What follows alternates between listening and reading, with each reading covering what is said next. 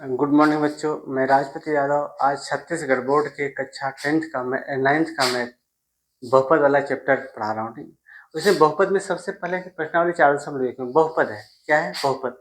बहुपद में तीन तरह के होते हैं। पहले एक पद होता है, द्विपद होता है, फिर बहुपद होता है। एक पद जैसे एक्स स्क्वायर हो गया, एक्स स्क्वायर एक पद में आता है। एक्स स्क्वायर प्लस का दो, ये दो पद हो गए। और एक्स स्क्वायर प्लस का 3x प्लस का 5, ये किस में आ गए? द्विपद में। यानी एक पद हुआ, दो पद हुआ, ये त्रिपद। उस प्रश्नावली में पहले पे आएगा बहुपद क्या है। बहुपद यानी वे होते हैं जिनमें तीन पद होते हैं, वो अपने बहुपद में आते हैं। ठीक है, अब देखते हैं हम सवाल में क्या है। बहुपद याद करेंगे, पहले क्या करेंगे? बहुपद याद करेंगे, कौन कौन बहुपद है या नहीं है वो चीज याद करेंगे। फिर इसके बाद से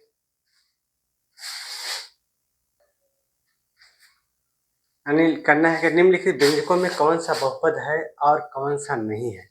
यानी बहुपद होने का उससे घात क्या होती है बच्चा? बहुपद होने में उसकी घात पूर्ण होती है। जिनकी जो बहुपद नहीं होती उसकी घात क्या होती है?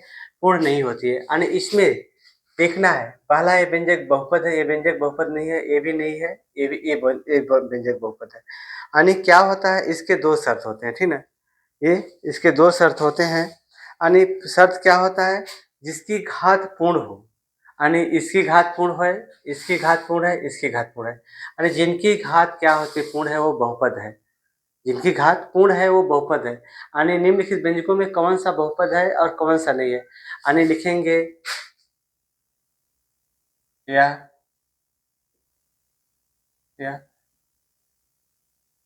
बहुपद है, यह बहुपद है क्योंकि क्योंकि इसकी घात क्या है? पूर्ण है। इसकी घात क्या होती है? पूर्ण है, क्योंकि इसकी घात क्या होती है? पूर्ण है। ठीक ना, अब देखेंगे इसको लिख देंगे, यह बहुपद नहीं लिखेंगे, यह बहुपद नहीं है। क्यों नहीं है लिखेंगे? क्यों कि इसकी घात पूर्ण नहीं है। और इसको ये भी लिखेंगे, यह बहुपद नहीं है, यह बहुपद नहीं है क्योंकि यह बहुपद नहीं, इसकी घात पूर्ण नहीं है। अब ये घात ऐसी घात दो है, लिखेंगे यह बहुपद है क्यों कि इसकी घात पूर्ण है। अब ये भी यह से घात 10 है, इसकी मतलब घात पूर्ण है, तो मतलब कह रहे बहुपद है। ये भी लिखेंगे, यह भी बहुपद, यह भी बहुपद है। नेक्स्ट सवाल क्या है? निम्नलिखित बहुपद में x का गुणांक निकालना है। क्या निकालना है?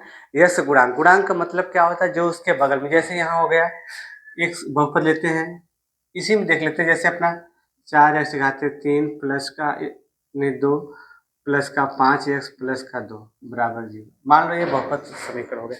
इसमें देखेंगे एक्स स्क्वायर गुणांक क्या है? एक्स स्क्वायर गुणांक मतलब 4 हो गया। इसमें एक्स गुणांक कितना? 5 हो गया।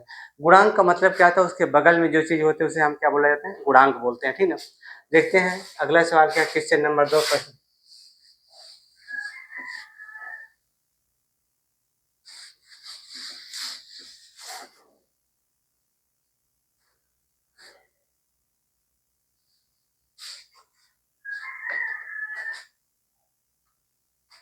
प्रश्न 2 क्या है?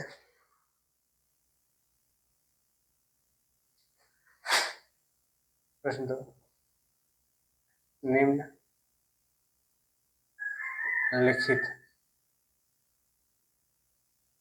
में एक्स स्क्वायर का गुणांक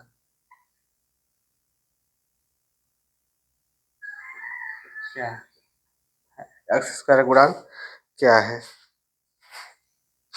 ऐसे अनुसार गुणांक लिखिए, ठीक है। लिखिए निम्नलिखित में एक्स स्क्वायर गुणांक, गुणांक का मतलब क्या होता है, उसके बगल में, ठीक है। जैसे मान लो यहाँ 7x² प्लस का 5x प्लस का 1, यानी इसमें एक्स स्क्वायर गुणांक कितना है, 7। अब पूछेगा 7 गुणांक क्या है, इसमें 7 गुणांक कितना होता है, एक्स स्क्वायर। इसमें बोलेंगे ये 5 गुणांक क्या है, तो एक्स है, यानी बगल में जो चीज है गुणांक ही किया जाता है। हमारा सवाल है नंबर 1 क्या है,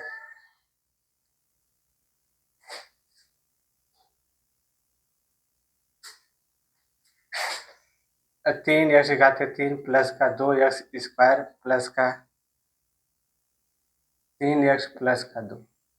अब इसमें देखो आता है एक्स स्क्वायर गुणांक, इसमें एक्स स्क्वायर गुणांक कितना है, 2 लिखेंगे, क्योंकि ये एक्स है, ये स्क्वायर है, इससे गुणांक बगल में 2 है, ठीक है। एक्स स्क्वायर गुणांक कितना होगा, 2 होगा, यानी और एक्स गुणांक पूछता तो एक्स गुणांक 3 होता, पर एक्स स्क्वायर पूछा तो एक्स स्क्वायर का 2 है, ठीक है। अगला दूसरा सवाल क्या है, 3x² प्लस का 1। अब इसमें देखो 3x² यानी एक्स स्क्वायर गुणांक कितना है, इस पूछा एक्स स्क्वायर गुणांक कितना है, एक्स स्क्वायर गुणांक कितना 3 है, यहाँ 3 करते हैं। अगला सवाल देख लेते हैं क्या, चौथ 2 माइनस का 5x² प्लस का 1/2 घाते 3, यानी इसमें देखते हैं अभी एक्स स्क्वायर गुणांक कितना है, -5 लिखेंगे, कितना लिखेंगे बच्चों, -5। एक्स स्क्वायर गुणांक कितना है, -5। नेक्स्ट सवाल क्या है, चौथा x²/2 प्लस का 1, x²/2 प्लस का 1, यानी इसमें पूछेंगे एक्स स्क्वायर गुणांक, इसको एक बार ऐसे लिख देंगे 1/2 x² प्लस का 1। अब पता चल जाए एक्स स्क्वायर गुणांक कितना है, 1/2 है, ठीक है। अगला सवाल पांचवा देखते हैं इसी का, यानी x घाते 4 प्लस के x घाते 3 प्लस का 1/4 x²। अब इसमें x का गुणांक कितना है, 1/4, 1/4। इसी प्रश्नावली में एक सवाल आता है सबसे बड़ी घात क्या होती है। अगला सवाल इसी प्रश्नावली में और सवाल आता है सबसे बड़ी घात, यानी सबसे बड़ी घात इसमें पूछे, सबसे बड़ी घात क्या है, 4 है, सबसे छोटी घात इसमें 2 है, ठीक। नेक्स्ट सवाल क्या है, निम्नलिखित बहुपद में x गुणांक,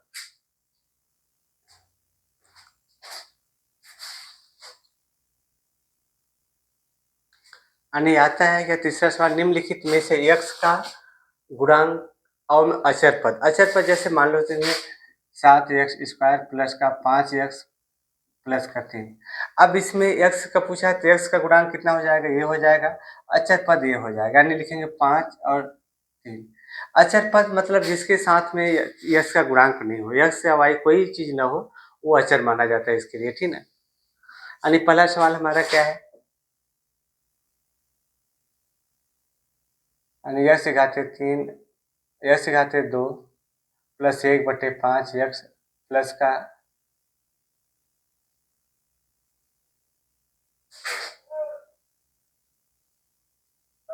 प्लस का 5। अब इसमें सबसे पहले लिखेंगे पूछा एक्स स्क्वायर गुणांक, यानी एक्स का गुणांक कितना है, ऐसे एक्स गुणांक 1/5। अचर पद कितना है, ये अचर पद होता है 5, यानी ये अपना ए एक्स, एक अपना बहुपद कक्षा 10th का सूत्र है, ax² प्लस का bx प्लस का c बराबर 0, यानी ये अपना c क्या होती है, अचर पद आता है, जिसका मान क्या होता है, अंक भर रहता है, गुणांक में नहीं होता है, ठीक है। अगला सवाल क्या है, दूसरा इसी का देखते हैं, √2x प्लस का 7। अब इसमें क्या होता है, √2 प्लस का 7 क्या होता है, √2 हमारा क्या होता है, x पूछा, x गुणांक कितना आता है, x गुणांक √2, और अचर पद कितना होता है, 7 होता है। इसी तरह हम और देखते हैं,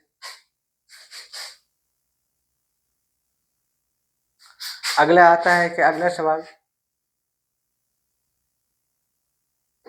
यानी x² प्लस का 2, x² प्लस का 2 मान लो, ठीक है। अब इसमें पूछा x गुणांक, हमारा x है नहीं तो x गुणांक क्या मान लें, 0 मान लें। अचर पद कितना, 2 मान लें। कोई भी ऐसा हो तब के लिए। अगला सवाल क्या है,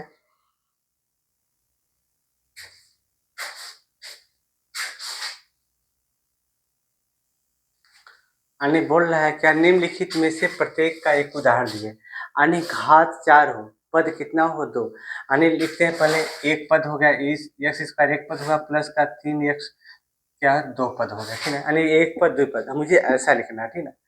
यदि 2 पद बोला, त्रिपद बोलता तो इसमें x प्लस का 3 कर दे, 4 कर दे, कुछ कर देते मतलब 3 पद हो जाता। इसको प्रथम पद बोलते, द्वितीय पद, तृतीय पद, ठीक है। यानी लिखा है घात 4 हो, मान लो हल में लिख देते हैं, हल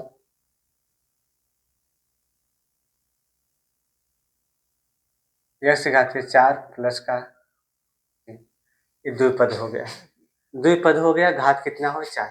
नेक्स्ट सवाल क्या है,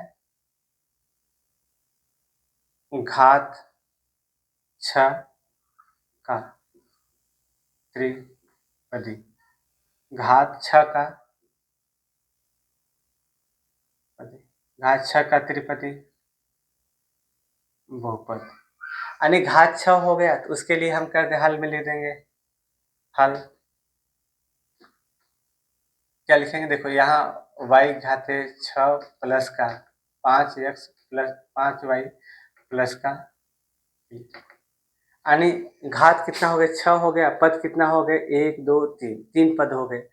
अगला आता है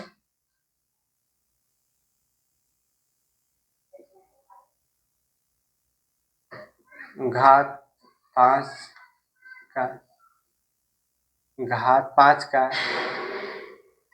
एक पदी, घात 5 का एक पदी,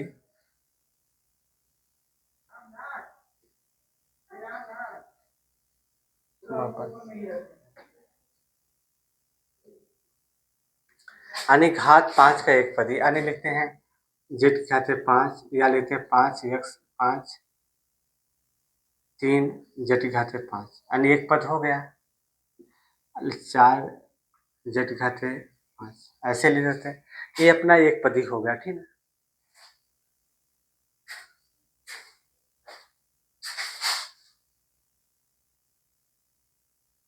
अगला क्वेश्चन, निम्नलिखित बहुपदों में प्रत्येक की घात क्या दी है। प्रत्येक की घात उसमें गलत लिखा बच्चों, सबसे बड़ी घात पूछना चाहिए, यानी सबसे बड़ी घात इसमें लिखेंगे,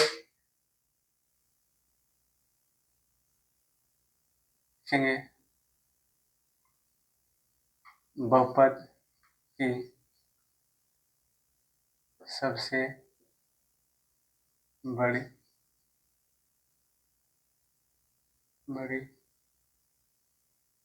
घात, बहुपद की सबसे बड़ी घात कितना है, 3। इसमें क्या है, इसमें लिखेंगे सबसे बड़ी घात लिखेंगे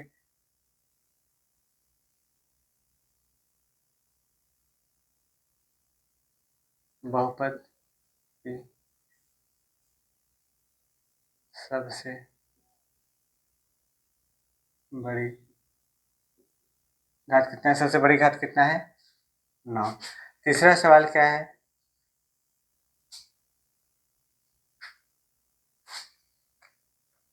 तीन माइनस वाई घाते कितना होती है, वाई घाते 2 जेड, 2 जेड, ठीक है।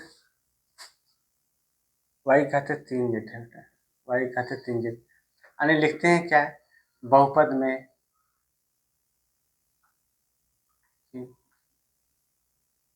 सबसे बड़ी घात कितनी है, सबसे बड़ी घात कितनी है, 3 है, सबसे बड़ी घात कितनी है, 3 है।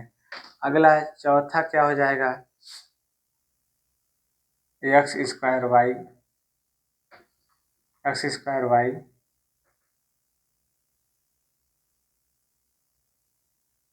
माइनस का 2x प्लस का 1। इसमें देखेंगे, इसमें सब इस बहुपद लिखेंगे, इस बहुपद की बड़ी घात कितना है, 2 है, ठीक है। पांचवा क्या है, 5t प्लस का माइनस का रूट का 11, इस इस बहुपद में घात कितनी है? 1 है, ठीक है। छठवां क्या हो जाएगा? 7। है तो लिखेंगे इस बहुपद में घात क्या हो जाएगा? 0, क्योंकि एक अचर है, अचर संख्या, ठीक।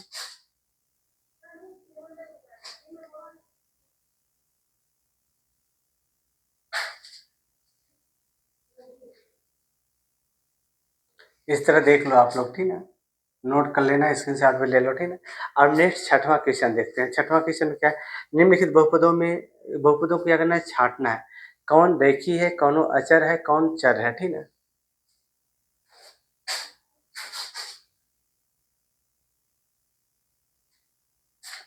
यानी छांटना है क्या? निम्नलिखित बहुपदों में से अचर, रैखिक और द्विघाती एवं त्रिघाती छांटना है अलग अलग। सबसे पहले अचर मतलब क्या होती है? जैसे अचर संख्या लिखी, ये अचर हो गया, ये अचर हो गया, ठीक है। यानी जो सिर्फ संख्या लिखा उसे क्या बोलते हैं? अचर बोलते हैं, ठीक है। और एक और है,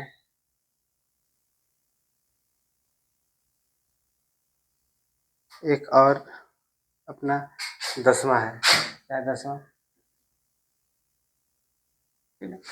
अचर देखते हैं। अचर दूसरा क्या है? रैखिक, रैखिक। तीसरा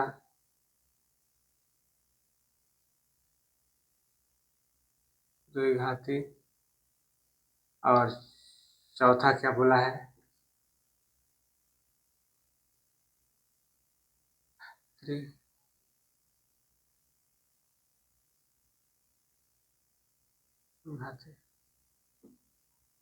अचर अब देखते हैं अचर कौन कौन सा है। अचर हमारा सबसे पहले कितना है? 8 है। यानी छठवां क्या होता है? ये अचर है। छठवां के बाद कौन सा है?